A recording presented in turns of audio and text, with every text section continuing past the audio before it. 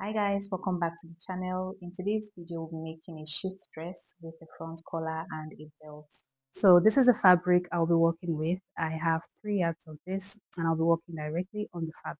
To begin, I'll start by folding my fabric in two and then I'll go on to fold it again. So I'm folding it twice because I'll be cutting the front and back together. When doing this, make sure the width on a fold is a quarter of your hip circumference plus about 2 to 3 inches. And then this end right here will serve as my center front and center back. So now I'll go ahead to start marking, and first I'll be creating my shoulder line. So I came down from the edge of my fabric by 1 inch. Now I'm just drawing a line across to connect the points together, and that line will be my shoulder line. And on this line, I'm marking half of my across shoulder measurement plus half an inch.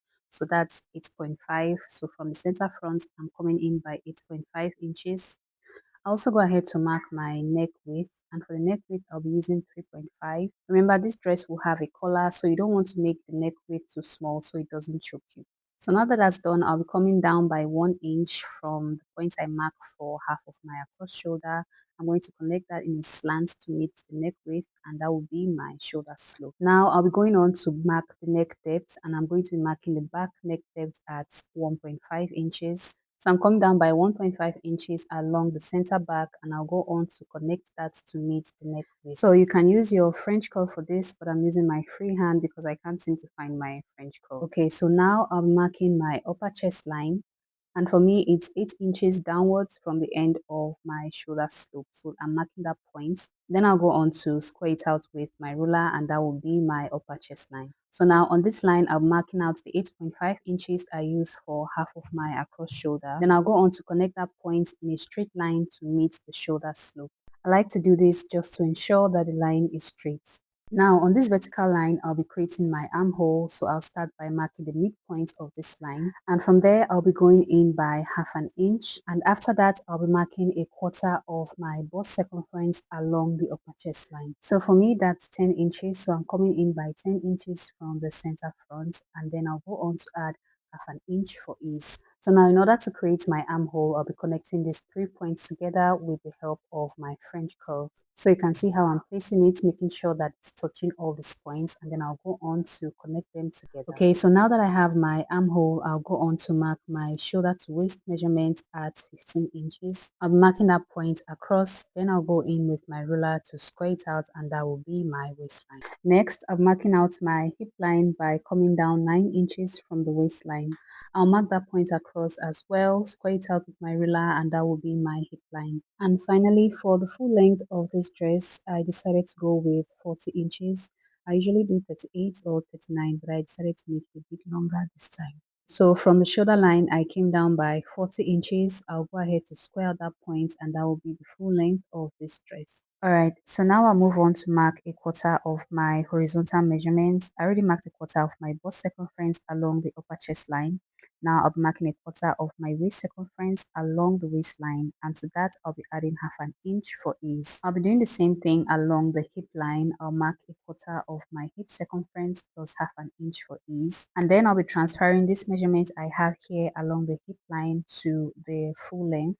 So I'll go ahead and mark that exact same measurement before moving on to add my side seam allowance. So for my side seam allowance, I'll be using 1 inch. You can use 1.5 if you want. So I'm just going to be adding 1 inch to all the horizontal measurements except for the hemline. So when I get to the hemline, I'll be using 2 inches instead of 1 so I can get that A-line shape.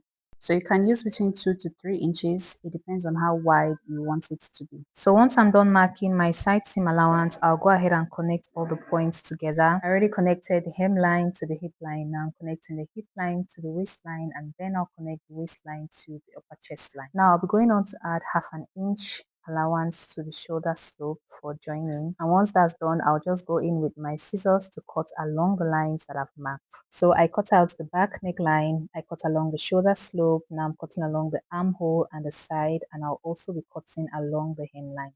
Now you can leave the hemline as it is, but I want mine slightly curved, so I'll be coming up from the hemline by 1 inch, and I'm just going to create a small curve from there into the hemline.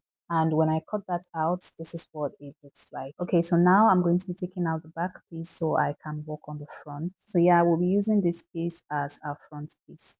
So for this front piece, what I'll be doing is to work on the neckline. So I'll start by increasing the neck depth by 6 inches. So I'll be coming down by 6 inches along the center front. Remember, we already have a neck depth of 1.5, so the total neck depth here is 7.5 inches. And after marking that point, I'll be going in from there by 2.5 inches. That's how wide I want my collar to be. So I'm just going to bring in my ruler and square out that point and then continue marking 2.5 inches all the way down. Once I'm done marking, I'll be bringing in my straight ruler to connect all the points together.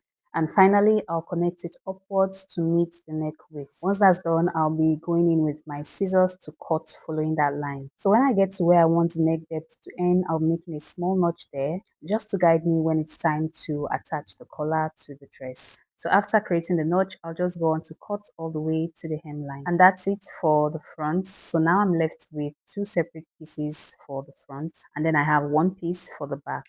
So after doing this, the next thing to do is to create your sleeves. And I did this off camera because I have several tutorials on how to create a trumpet sleeve. I'll leave the link in the description for those of you who need to see that.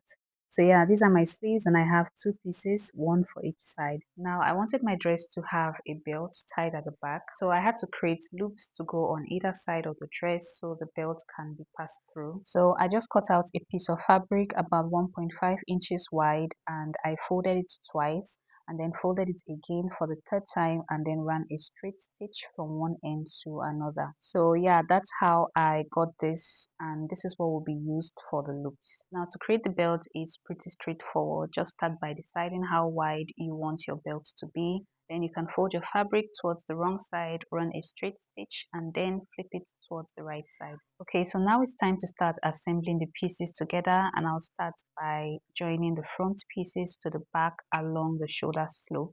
I'm going to take this to the machine and stitch them together on a 1/2 inch sewing allowance, after which I'll be attaching the sleeves to either side of the armhole, and then I'll go on to hem the sleeves by making a double fold and stitching from one end to the other. So I've done that. I've joined the front and back pieces together along the shoulder line. I also attached the sleeves and hem them, as you can see. So now the next thing to do is to close up the sleeves and stitch down the sides. But like I said earlier, I'm going to be adding loops to either side of the dress for the belt. So I already notched the waistline. Now it's time to cut out the loops that will be added to the side.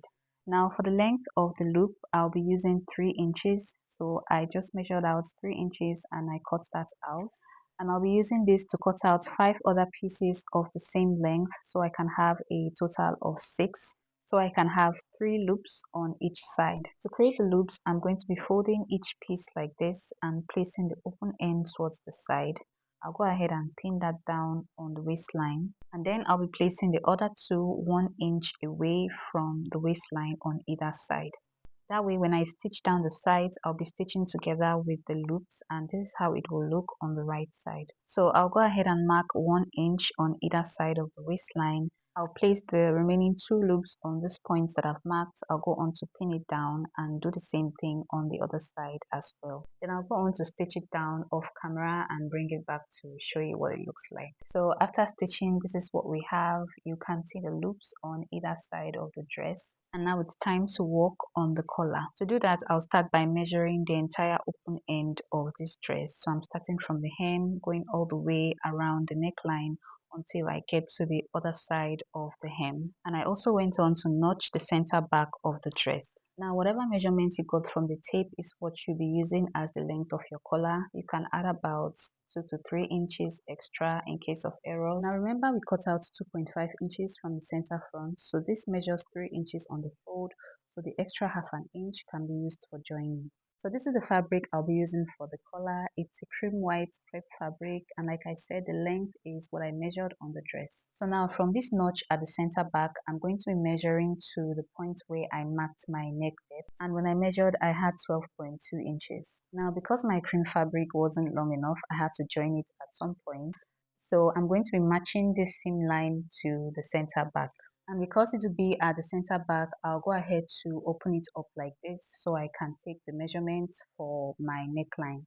So from the seam line, I'll go on to measure down my 12.2 inches. And from that point, I'll be stitching right down the middle until I get to the end. So I won't be touching the upper parts because that will be my neckline. So after stitching, this is what we have. I'm going to be folding this back again so I can reveal the neckline. So you can see how nice this looks. Now I simply need to attach this to the rest of the dress. So I'll start by matching the seam line on the collar to the center back of the dress like this. I'll go ahead and pin that down, and then I'll continue pinning on either side of that until I get to the end. Now when doing this, make sure that the side of the collar you want to be at the front is what you're pinning to the dress. So you're going to be pinning right sides together because when you flip it over, that's what's going to be showing. So right now I'll just take this to the machine and stitch them together on a 1/2 inch sewing allowance. So here we go, the collar has been attached to the dress and this is how it's looking. You can see how neat that looks. So now what I have to do is trim off the excess around the hem and then finish off the hemline by making a double fold towards the wrong side of the dress and stitching all around. And once that's done, that will be it for this dress. So now I'm just showing you how I will be passing my belt through the loop when it's time to put on the dress. Of course, you can always make your belt smaller than this. I just wanted a wide belt. And yeah, that's it. We are all done with this tutorial. And if you stayed all the way till the end, thank you so much for watching. Don't forget to leave a like and subscribe to the channel if you haven't already. And if you have any questions on this tutorial, you can leave it in the comment section and I'll get to it. Thanks again, and I'll be seeing you in my next video.